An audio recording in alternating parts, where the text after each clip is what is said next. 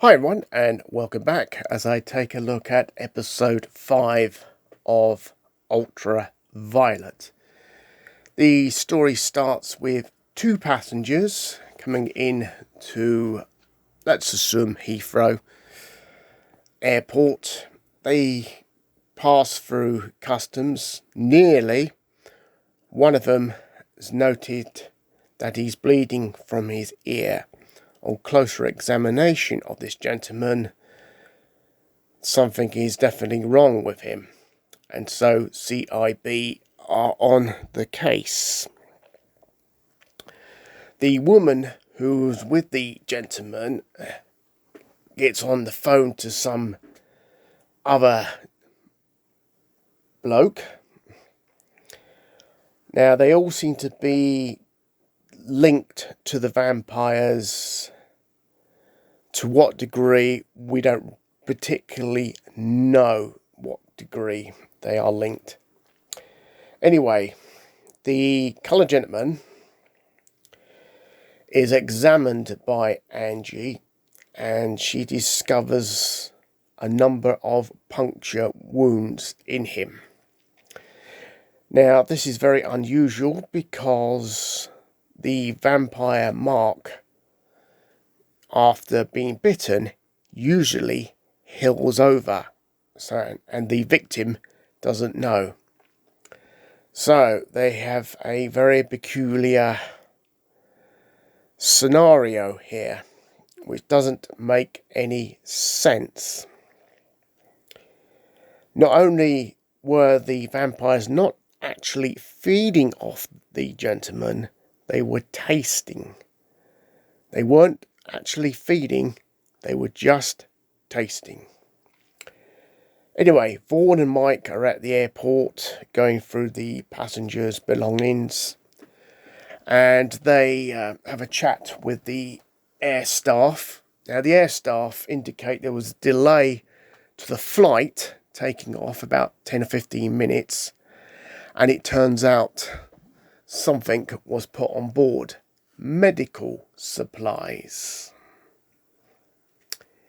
Meanwhile, Piers and Angie are interrogating the woman. They're not getting much out of her apart from one thing.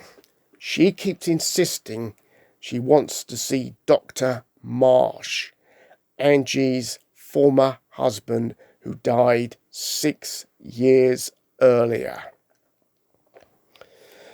Meanwhile, back at the airport, Vaughan and Mike have intercepted a lorry, but unfortunately the lorry gets away.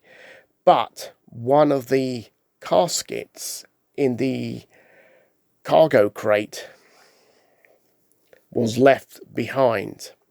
So Mike's in full pursuit of the lorry while Vaughan puts the casket through an X-ray and discovers there's nothing inside.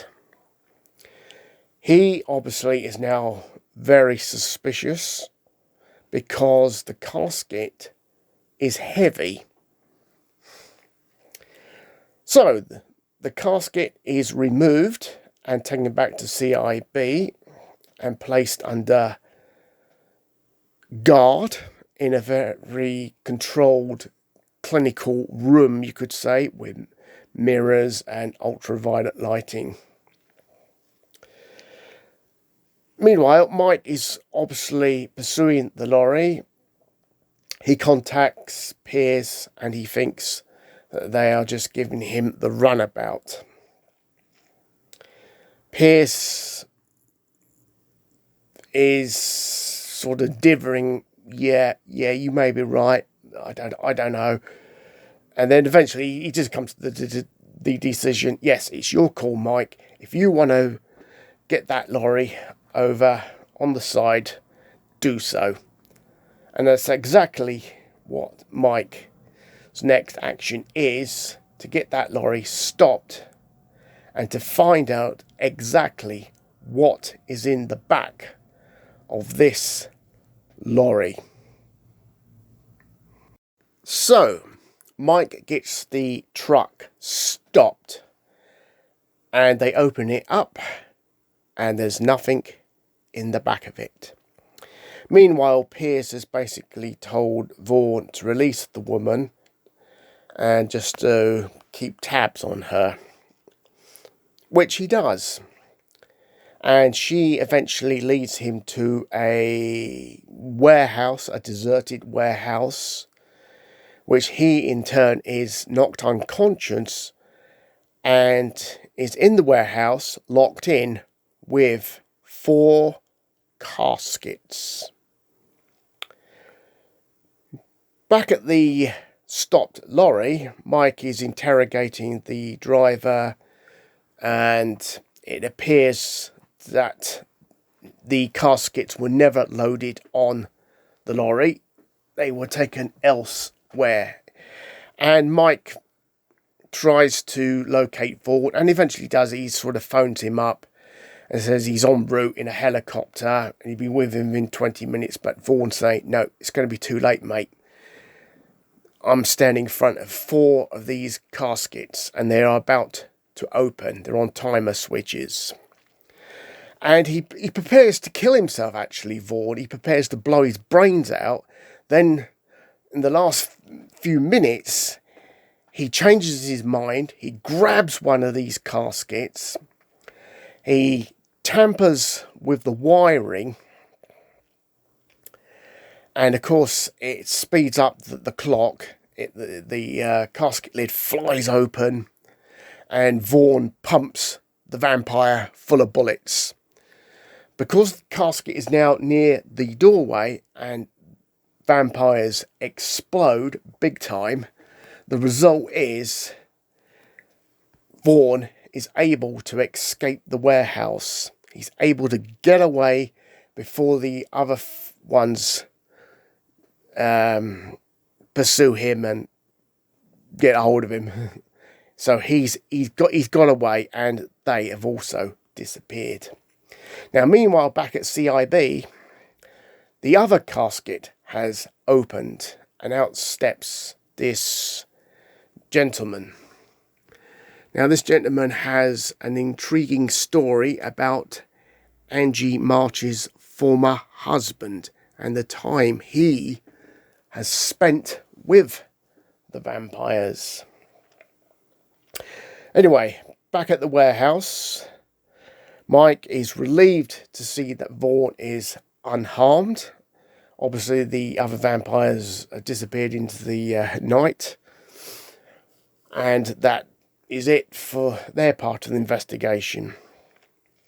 Anyway, this particular vampire CIB's got hold of is taunting Angie. He's taunting her, and it upsets her. And she walks out the room because she can't take any more of what she's listening to. So, what was it all about, this story? Well, it appears the gentleman who was stopped at the airport had been pumped full of synthetic blood, not real blood. And the vampires were tasting it. Pierce, in his cynical way, believed they preferred the fresh stuff, not this synthetic blood. And that's exactly what was going on, because the vampires had not perfected this synthetic blood. Now, what was the reason behind it all? Well, that will come later in the final episode. Anyway, later in the evening, Mike meets Kirsty to try and get her off his back. And for some strange reason, he believes she may have turned into a vampire. He's got his gun on him, but he doesn't have the sighting, the mirror thing attachment on his gun. So he smashes glass in the toilet, and he's sort of holding a broken piece up, and he's moving it around this room in this nightclub or bar. Anyway, he gets grappled to the floor. She runs away. And on that note, have a great day.